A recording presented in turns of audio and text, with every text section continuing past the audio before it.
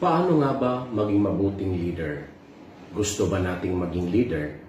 Mula sa aklat ng Hebrew chapter 13 verse 7, remember your leaders who spoke the word of God to you, consider the outcome of their way of life and imitate their life.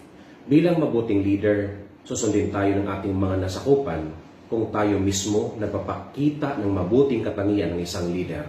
Marahil, meron po tayong ganitong katangian ng isang leader.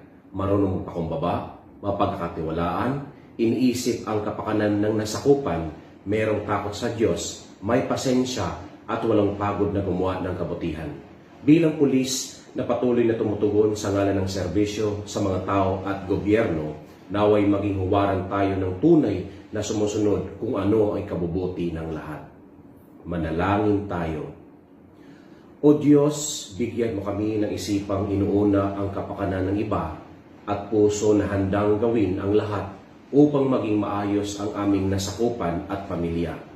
Bigyan po kami ng pusong handang tumulong at magsilbi na ayon sa iyong kagustuhan.